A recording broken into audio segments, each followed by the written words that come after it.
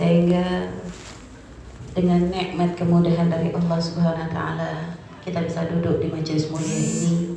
Semoga Allah terus menambahkan kenikmatan kepada kita di dunia, muqaddimah kenikmatan yang akan Allah berikan kelak di akhirat. Amin ya rabbal alamin. Baik, tadi katanya suruh kasih pesan untuk ada anak santri yang alhamdulillah katanya sudah mau diwisuda. Sebelumnya pengen nyampaikan amanah dari Buya. Buya kirim salam untuk semua yang hadir di sini. Ada pesan khusus dari Buya. Mau denger? Mau. Disuruh pulang.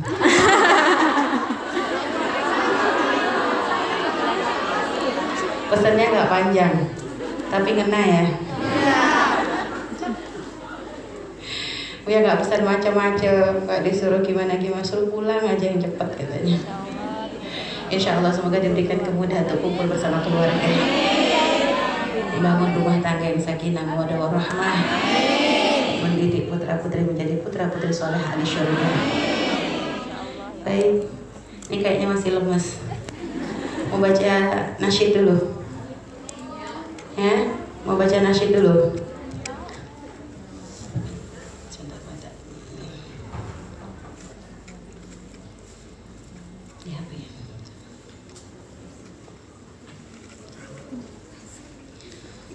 Umi mimpin tapi ngikutin ya, biar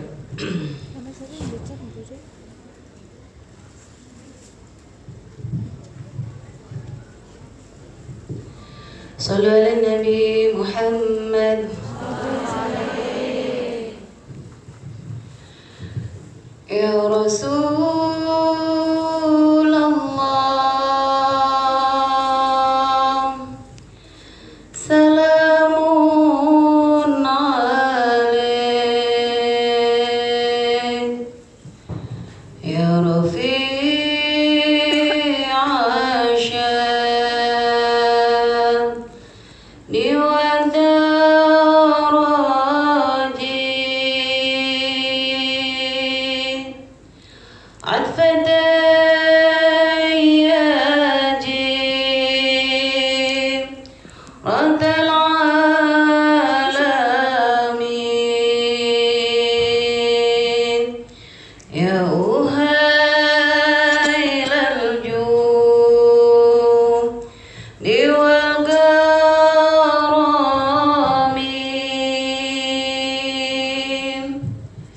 Ya Rasulullah, salamun alaik. Ya Rafi'a sya'ni wa daraji, atfan dayyaji raddal alamin.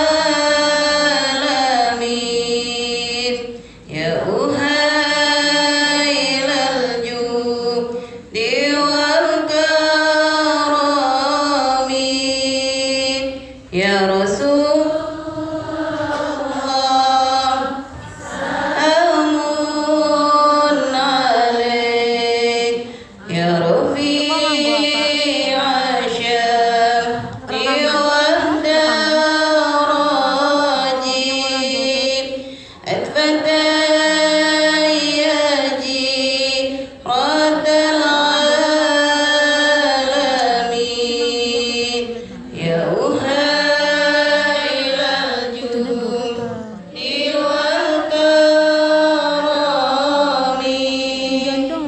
Ya kekasih kita Nabi Muhammad, dambaan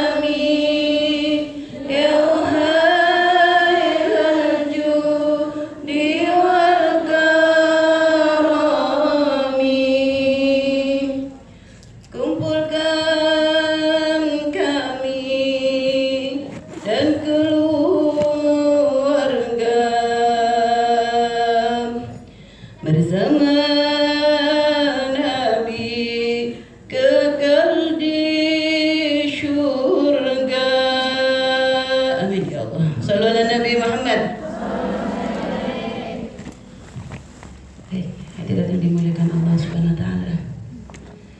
Semoga yang kita baca tadi menjadi motivasi untuk kita senantiasa mencari ridha Allah dan senantiasa menyambungkan hati kita kepada Nabi Muhammad SAW. Bahwa semua yang kita lakukan harus ada tujuan. Jangan sampai apa yang kita lakukan dalam kehidupan kita ternyata tidak bisa kita sambungkan sama sekali dengan Nabi Muhammad SAW. Tadi kita katakan beliau adalah panutan kita katakan beliau adalah teladan kita. Kita sering mengatakan bahwa kita rindu kepada beliau, kita cinta kepada beliau, dan kita ingin bertemu dan bisa berkumpul bersama kali beliau. Maka sekarang ucapan kita itu butuh bukti. Apa yang kita lakukan ini harus ada buktinya. Apa yang sudah kita berikan untuk Rasulullah, apa yang sudah kita perjuangkan untuk Nabi Muhammad. Baik, semoga Allah senantiasa memberikan bimbingan kepada kita semua, sehingga Allah senantiasa menambahkan di hati kita kecintaan dan kerinduan yang sesungguhnya kepada Nabi Muhammad SAW. Baik, hadirat yang dimuliakan Allah Subhanahu wa taala. Pesan-pesan untuk adik-adik yang akan diwisuda. Bahwa insya Allah kita mendoakan semua yang hadir di sini. Kita doakan semoga yang sudah diwisuda Allah berikan ilmu manfaat dunia dan akhirat. Kita tidak ingin gelar di dunia, tapi kita ingin gelar di hadapan Rasulullah SAW. Sebagai orang yang senantiasa rindu untuk mencari ilmu yang akan menjadikan hati kita sambung dengan beliau. Sehingga pesan-pesan untuk adik putri kami, jangan pernah berhenti untuk mencari ilmu. Apa yang kita dapatkan masih belum ada apa-apanya, masih sangat jauh dari sempurna, masih sangat jauh dari cukup. Dan di saat mencari ilmu harus ada tujuan yang ada di hati kita. Apa yang kita cari, untuk siapa, dan manfaatnya nanti bagaimana. Ilmu manfaat itu bukan hanya ilmu yang bisa kita gunakan untuk diri kita sendiri atau bisa kita gunakan untuk menjawab persoalan. Akan tetapi bagaimana ilmu itu bisa menjadikan hubungan kita lebih baik kepada Allah, hubungan kita kepada manusia semakin lebih baik, dan khususnya hati kita semakin sambung dengan Nabi Muhammad SAW. Kalau hanya dengan ilmu yang kita punya, sholat kita semakin bagus, itu sudah luar biasa. Tapi jangan sampai dengan sholat yang bagus akhirnya kita nggak peduli dengan orang lain. Biarin orang lain mau gimana, yang penting sholat kita yang benar. Berarti ada kesombongan di hati kita. Kalau dengan ilmu yang kita cari, Allah bimbing kita sehingga kita bisa menutup aurat dengan sempurna, itu sudah luar biasa. Tapi jangan sampai dengan aurat yang sudah kita tutup akhirnya kita melihat orang lain yang belum menutup aurat dengan mata merendahkan. Berarti ilmu kita adalah untuk kesombongan. Seharusnya dengan ilmu yang bertambah, maka tawadhu di hati kita semakin bertambah. Semakin kita merasa kurang, semakin kita merasa hina, semakin merasa tidak sempurna, semakin merasa bahwa kita ini masih jauh dari, artinya masih sangat jauh dari sempurna. Jangan pernah merasa puas.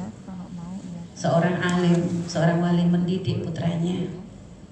Ketika melihat putranya itu sudah pulang dari mencari ilmu, pengen ngetes sejauh mana sih anakku itu dalam memahami ilmunya. Akhirnya abahnya tuh nyuruh, "Nak, kamu pergi keluar, cari orang, cari siapapun yang lebih hina dari dirimu."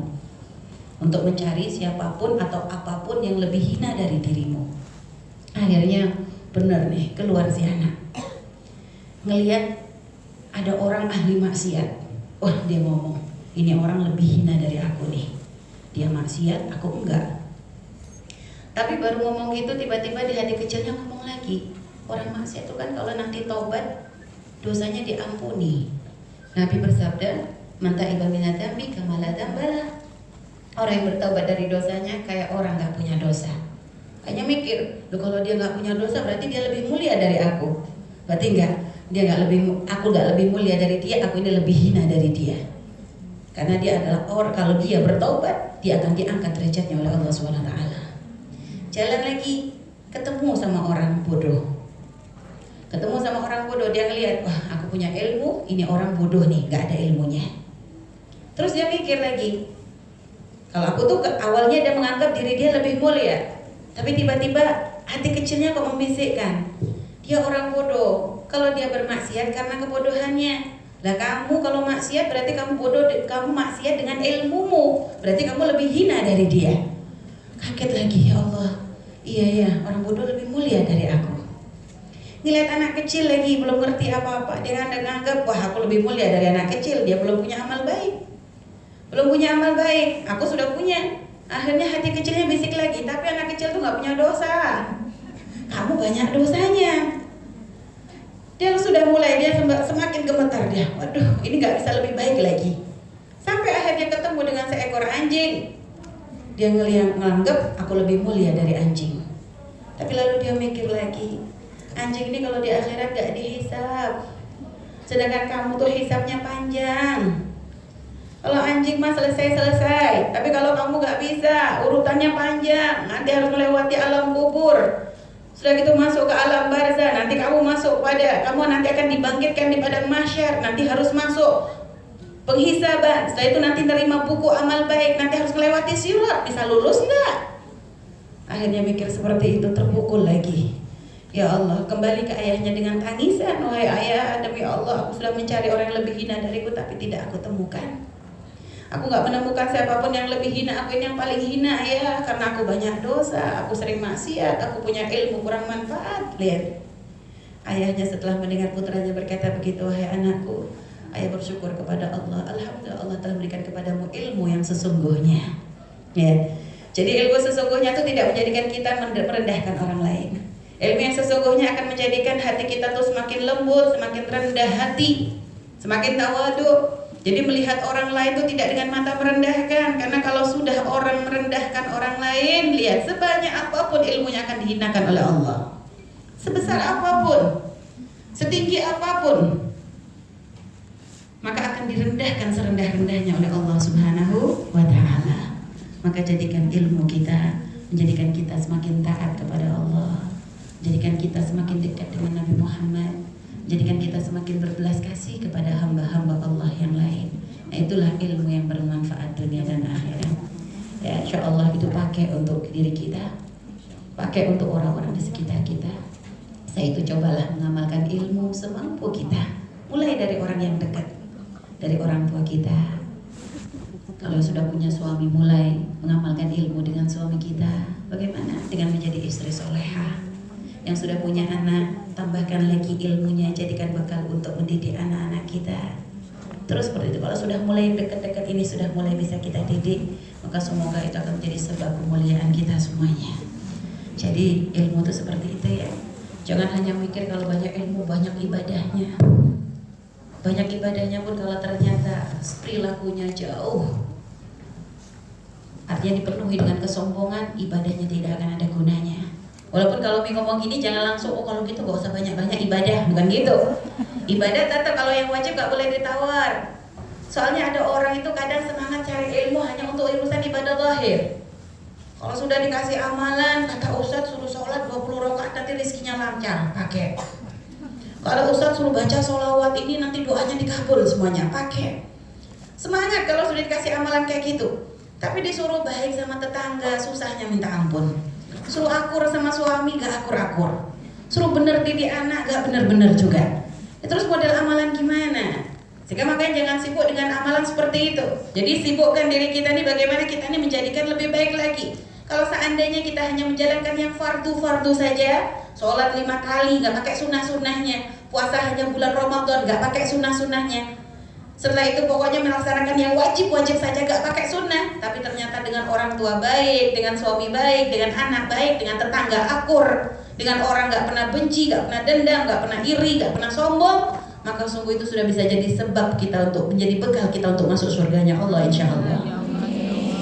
Ya, jadi itulah ya, ilmu kita adalah, gunakan ilmu kita ini adalah untuk kemaslahatan kita, dan niatkan dengan ilmu yang kita punya kita bisa menjadi orang yang bermanfaat bagi umat Nabi Muhammad Sallallahu Alaihi Wasallam.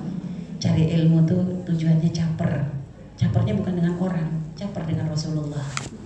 Pengen nanti waktu di hari kiamat kita dikumpulkan, Nabi mengatakan, ini loh umatku nih udah sibuk-sibuk kerja di luar negeri, di negeri kafir kok masih sempat cari ilmu.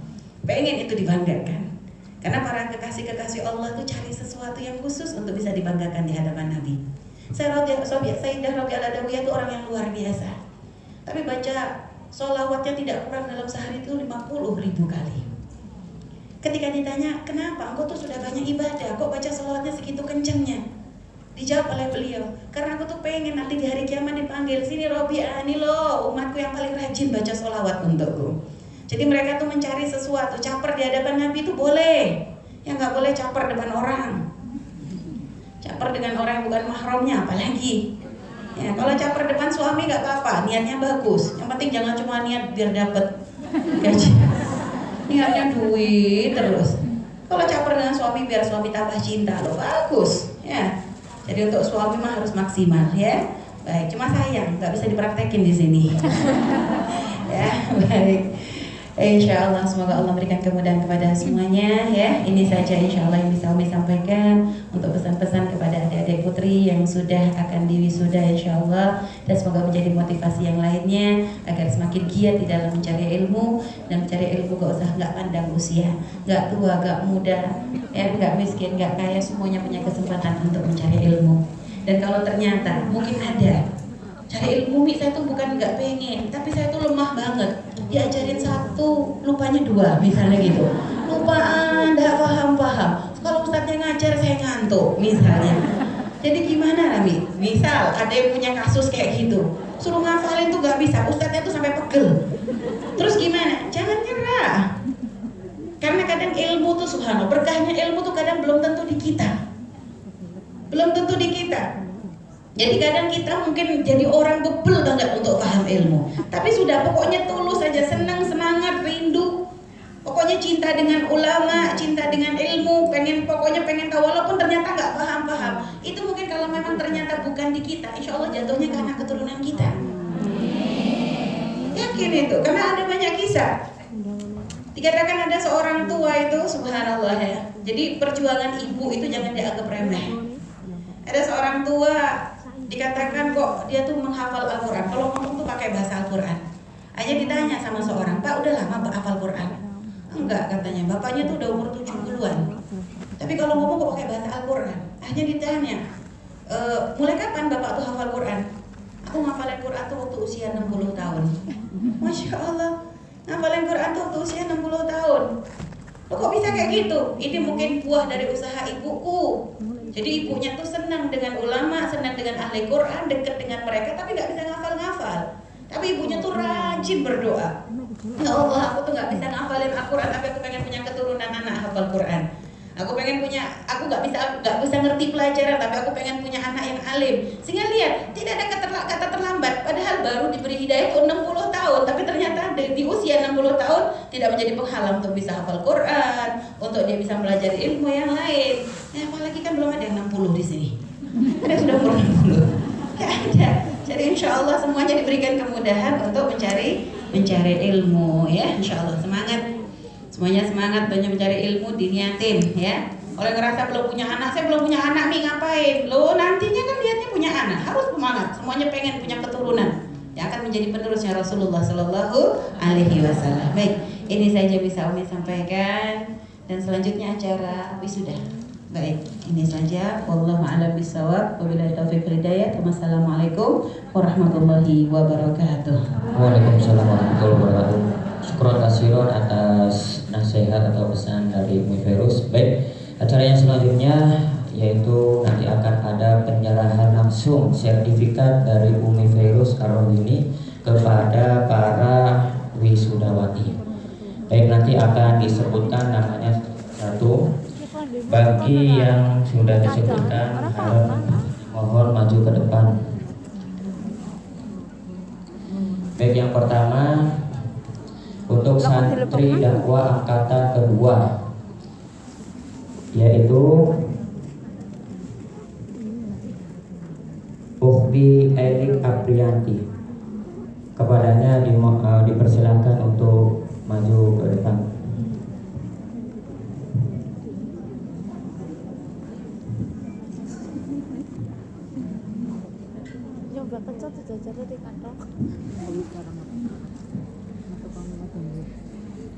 Baik, yang kedua Ukti Erwin Agustina. Kami mohon dipersilakan untuk maju ke depan.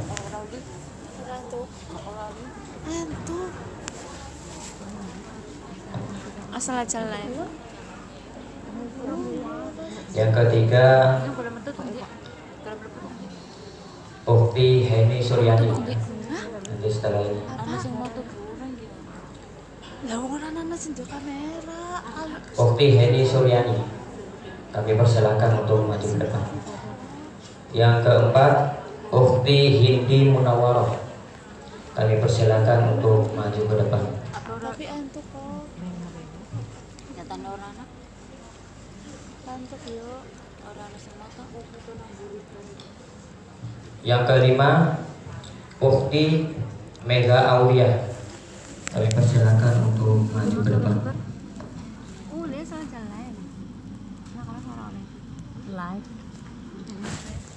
Yang keenam Ukti Saina. Ukti Saina, kami mohon untuk maju ke depan.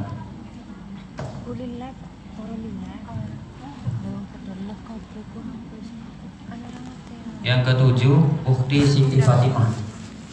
Kami persilakan untuk maju ke depan.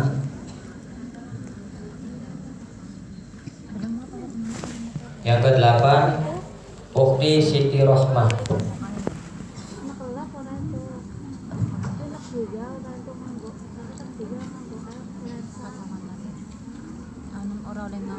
Yang kesembilan Ukti Sri Wijayanti.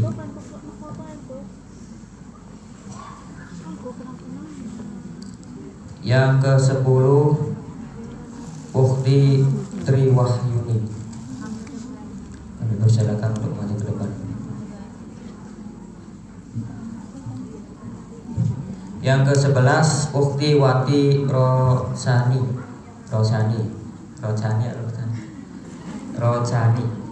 Kami persilakan untuk maju ke depan.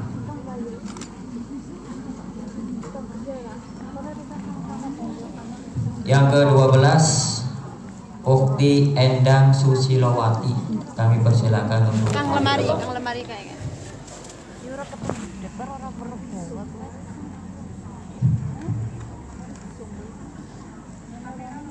Baik, untuk wisudawati santri kelas Al-Quran yang pertama Ferry Musliani. Ferry Musliani.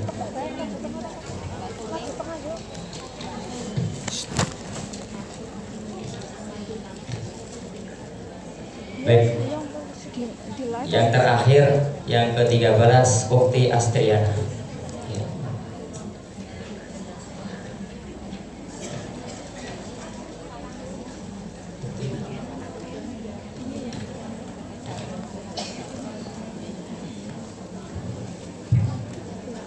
Ngantuk kon. Ini kan maju banget. Di sih?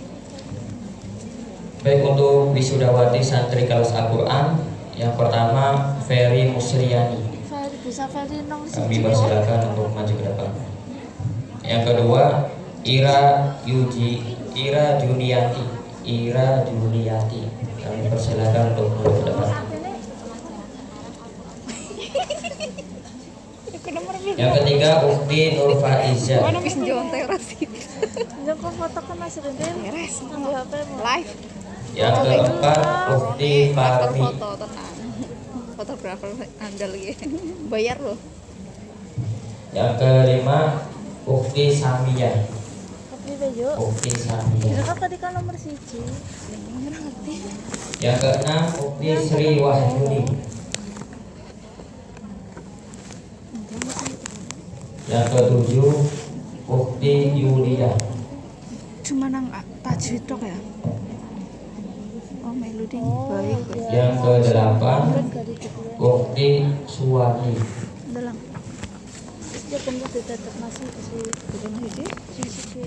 Nah, ini cuma jadi sama juga milih gak ya. Gak makan tajwid. Yang ke-9 Ukti Siti. Masih belajar. Tapi kan kayak milih rangkaian. Iya. Baik, berarti ada jawaban. Tetap nasi dan dari karena tinggi. Baik, santri dakwah angkatan pertama. Santri dakwah angkatan pertama lanjutannya. Yang pertama, Ukti Anik Setiowati. Kami persilakan untuk maju ke depan. Yang kedua, Ukti Anik Yuliani.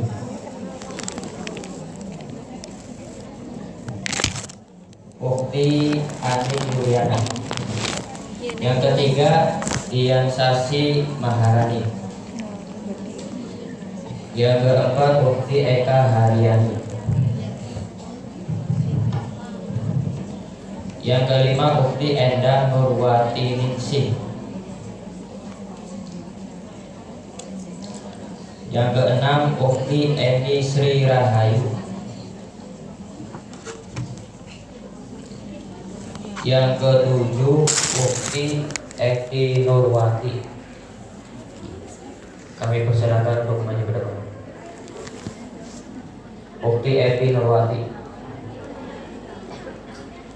Yang ke-8, Ukti Halimatus Sa'adiyah.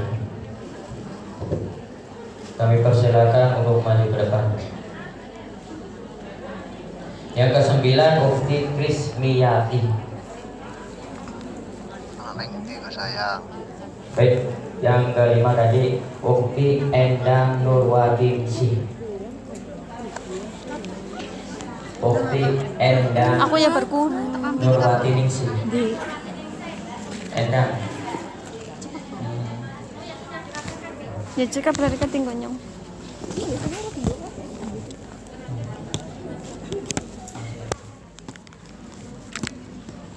Kemudian Ukti Eni Sri Rahayu.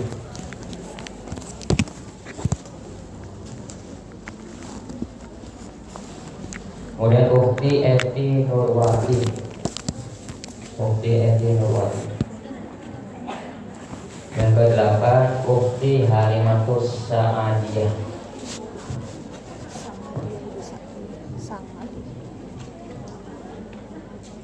Yang ke-9, Ukti Krismiyati.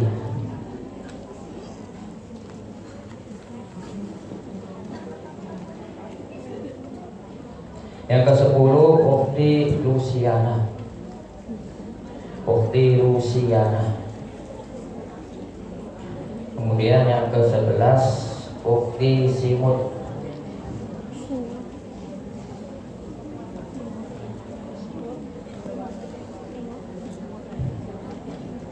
Yang ke-12, Ukti Siti Rahmiyati.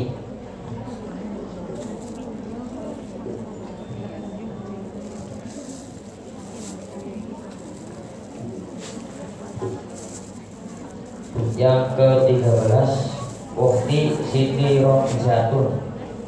Siti Romjatun. Romjatun. Yang ke-14, Ukti Somiati.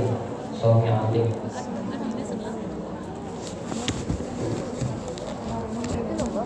Yang ke-15, Ukti Sri Ludik. Yang mana? Yang ke-16, Ukti Sumarti Munani. Pakai cadar.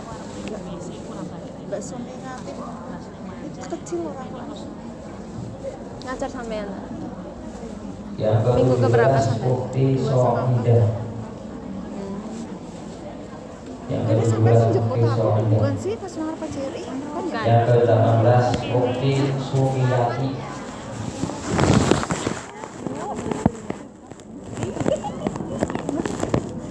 Yang ke-19, Ukti Supranti. Yang ke-20, Ukti Fiatur Awaliyah.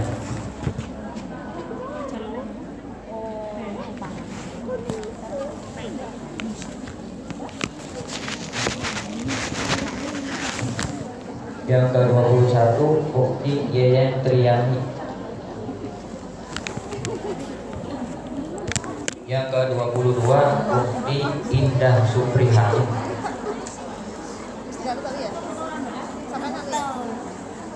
Yang ke-23, Ukti Sri Lestari.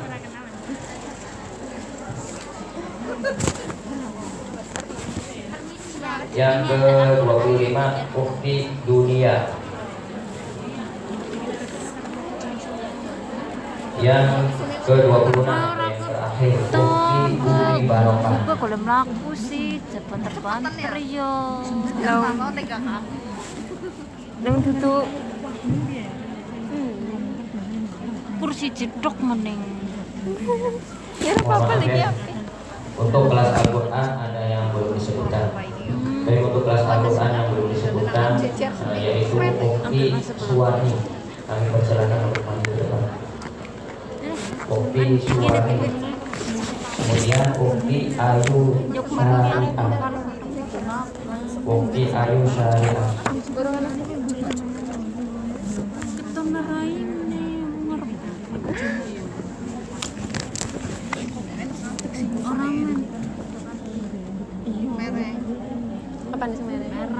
Baik, dari keseluruhan yang sudah disebutkan ada yang terbaik dan yang paling baik yang nanti akan dipilih.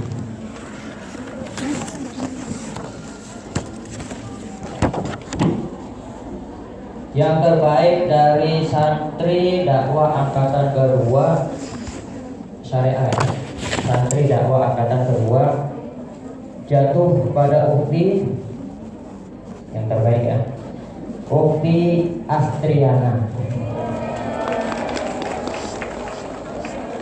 Allahumma sholli ala sayyidina Muhammad. Baik, kepada Ukti Astriana dipersilakan untuk maju ke depan.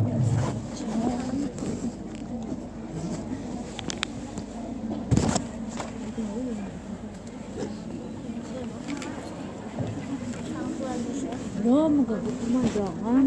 Hah? Dia mengganggu pemandangan. Jalan apa-apa juga. Belum masuk ke gudang. Benar. Hanya setangan. Baik, yang terbaik untuk santri kelas khusus Al-Quran jatuh kepada Ukti, jatuh kepada Ukti Siti Romzatur. Baik, Allahumma sholli ala sayyidina Muhammad.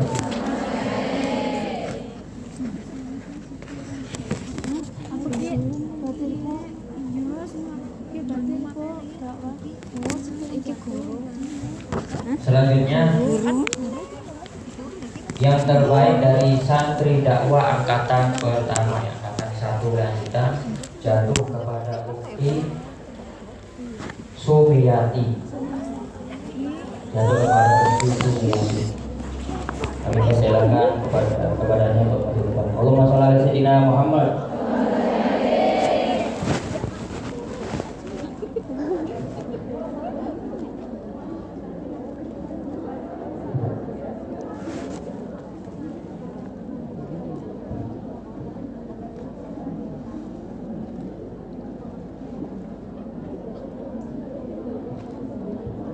Baik, itu semua santri-santri wakil yang telah disebutkan ya, dari angkatan kedua mudah-mudahan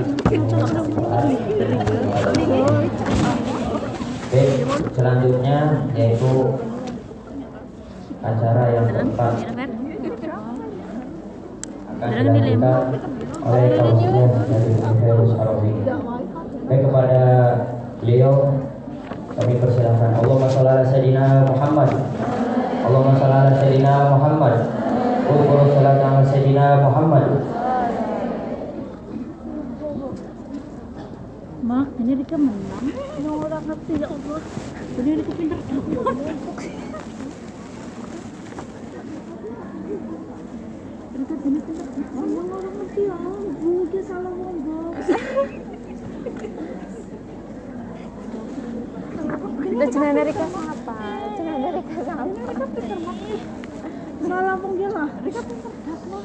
Biasa kan TV amal naga depan salah lah. Minyak jatuh di tangan itu.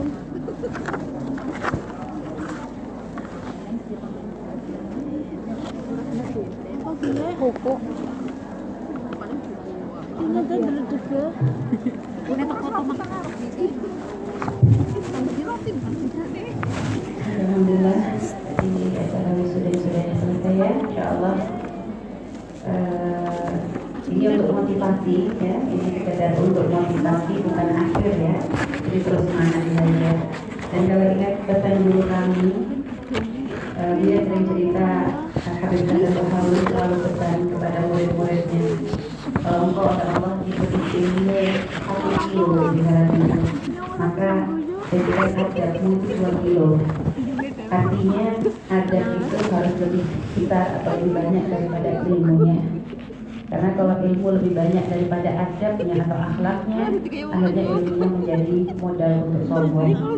Tapi kalau ilmunya, adabnya, akhlaknya lebih banyak daripada ilmunya, maka semakin nambah ilmunya, semakin tawadhu dan semakin lembut hatinya, semakin ada keisyafatan di dalam dirinya. Jadi lebih baik lagi insya Allah.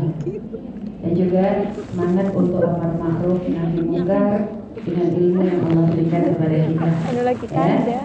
Jadi dan ingat, tapi dalam amar ma'ruf pun ada caranya.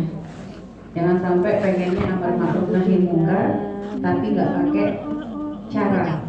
Akhirnya nyalahin orang di mana-mana. Kadang kita ngomong benar itu gampang, tapi menyampaikan dengan benar itu yang susah. Kalau seandainya mohon maaf kita melihat ada kumpulan wanita-wanita yang mungkin subhanallah tidak baik, anggap saja mungkin dia adalah pezina, lalu kita dengan lantang ngomong, jangan berzina nanti masuk neraka semua kamu. Benar nggak omongan itu? Benar nggak? Memang orang yang masuk zina kalau nggak tobat menjadi ahli neraka nggak? Tapi nyampaikannya benar nggak? Ya itu bikin orang lari, akhirnya mau tobat nggak jadi gara-gara sudah dihancurkan seperti itu. Jadi dakwah itu butuh cara. Kami pernah sama Buya itu dapat rutinan pengajian di salah satu mall yang ada di Cirebon, yang semua pesertanya itu yang hadir majelis itu orang-orang pakai baju di atas lutut gitu, roknya di atas lutut semua. Ya kalau ngaji itu ya tarik-tarik rok, ada yang sambil gelung rambutnya, ya. Ada yang sambil bedahan, karena memang itu pegawai dan pegawainya pakaiannya harus kayak gitu semua rata-rata. Yang kerudungan paling kurang dari 10, ya rata-rata pakai baju seperti itu. Terus ngelihat orang model begitu, ketika ceramah apa yang dibahas? Buya waktu itu wanti-wanti ke Umi, pokoknya jangan pernah langsung membahas masalah aurat. Kalau nanti langsung pertama ngaji bahas masalah aurat, dijamin kabur itu orang semua. Jadi banyak dakwah tuh punya cara. Ini memang benar permasalahan paling urgent di sini ini aurat, karena auratnya kebuka semua. Tapi kalau langsung kita belum bisa ngambil hatinya, langsung kita bahas aurat, ini orang lari. Maka gimana? Jadi kan pembahasan aurat terakhir kalau sudah pegang hatinya itu sudah kena. Kita sudah kenalkan dulu. Jadi pembahasan pertama tuh apa? Tanamkan hati mereka cinta kepada Allah, hatinya sambung dengan Nabi Muhammad, sambung dengan wanita-wanita solehah. Dan kalau sudah nanti hatinya sudah terikat seperti itu, dikasih nasihat suruh nutup aurat, gampang. Tapi kalau Umi langsung cepat nutup aurat, kalau tidak nanti masuk neraka mati suruh khotimah, itu tidak bakalan kena nanti, ya. Jadi tidak waktu punya cara kepada orang tua, kepada suami, kepada anak, kepada siapapun harus ada caranya. Jadi jangan langsung dengan ilmunya kita menyalahkan orang lain, ya. Baik. Baik, ini pengen ngetes sedikit adik-adik ini, ya. Masalah Umi akan tanya masalah fikih, ya. Nanti untuk yang pertanyaan ke Uminya nanti. Jadi Umi nanya dulu ke adik-adik, saudari-saudari. Jadi pertanyaan fikih yang bisa angkat tangannya. Yang ini pun boleh ikutan boleh, ya. Baik. Apa ini? Pertanyaannya apa dulu ya? Baik. Sebutkan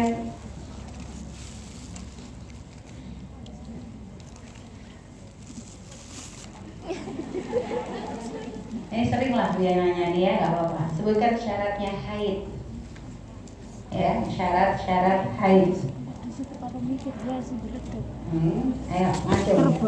Nggak takut? Umi nggak serem kok. Ini mungkin yang di sini tahu, karena Buya sering ngajar masalah ini di majelis. Umi berapa kali ke Buya pasti ada yang nanya masalah ini.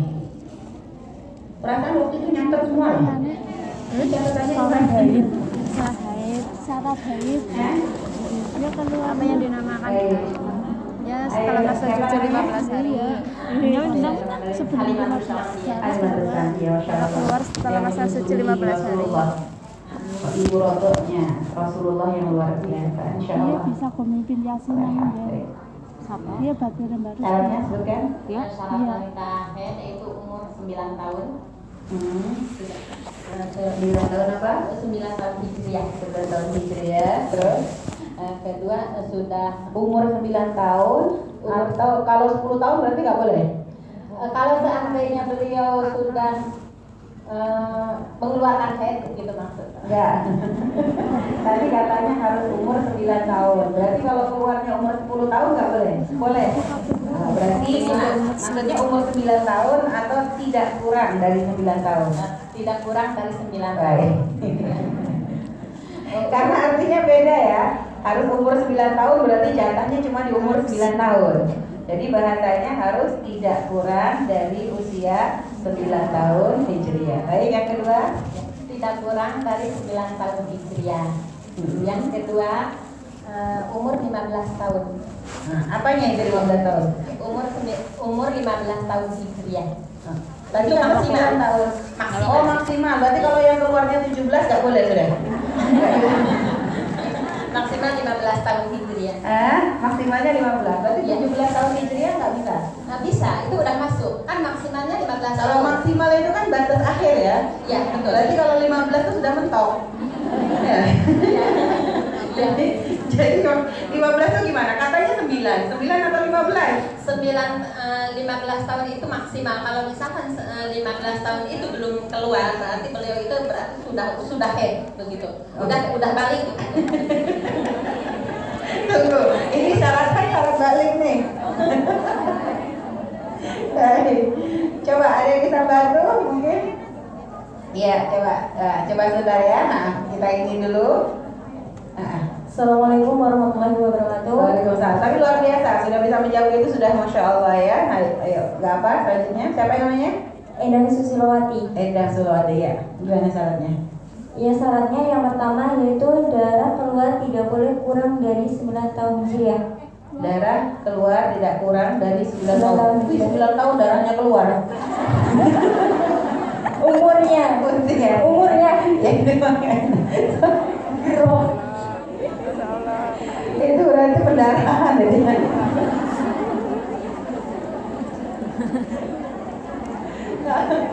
Ya, terus Mas. Ya,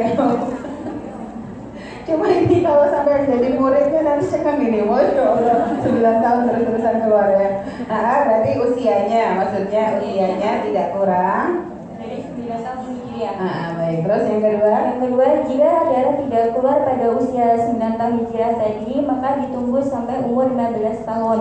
Walaupun dirinya tidak keluar head, tidak ada keluar darah, bisa dibilang sudah balik.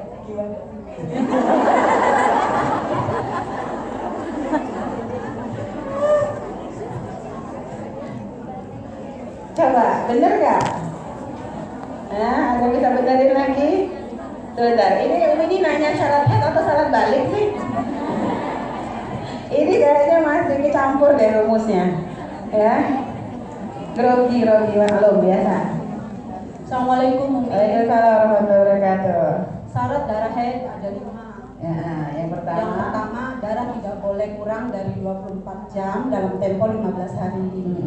Terus, Yang kedua, darah didahului masa suci yaitu 15 hari. itu minimal atau maksimal? Minimalnya 15 hari masa suci. Terus yang ketiga, Darah tidak boleh didahului dari kelahiran. tidak didahului dengan kelahiran. Terus yang keempat, Darah keluar dari usia sebelum minimal 9 tahun hijriah. minimal 9 tahun, tidak kurang dari 9 tahun Tidak kurang hijriah dari ya. 9 tahun. Terus yang kelima, Yang kelima, tidak dalam tempo 15 hari itu termasuk darah haid. Maksudnya tidak boleh lebih, tidak kurang dari 15 hari. tidak kurang atau tidak lebih? Tidak kurang, tidak lebih. Tidak lebih dari 15 hari. Tidak lebih daripada 15 hari. Baik, alhamdulillah ya. Jadi tadi Samsud jawabannya tuh dengan balik. Jadi ini syaratnya diulangi lagi ya. Syaratnya paling gampang tuh dikumpulin dulu ini. Syarat yang nomor 1 adalah usia tidak kurang dari 9 tahun Hijriah.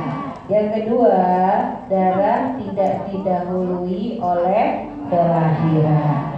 Yang ketiga, darah tidak kurang dari 24 jam dalam tempo 15 hari. Maksudnya boleh 20 jam itu ketemu dalam satu waktu, boleh pencar-pencar. Asalkan masih di wilayah 15 hari. Kalau sudah ketemu 24 jam maka disebut darah haid. Nyambung?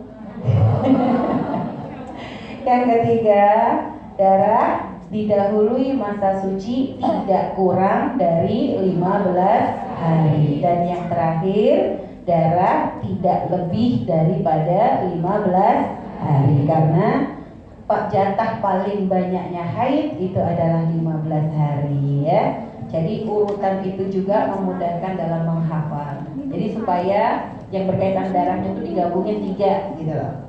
Atau kalau misalnya nggak mau di nomor 3, 4, 5, ya udah nomor 1, 2, 3 ini urusannya dengan darah. Baru nanti 9 tahun dan masalah kelahiran gitu jadi di 4, 5-nya. Jadi supaya menghafalnya itu rentet, ada runtutannya.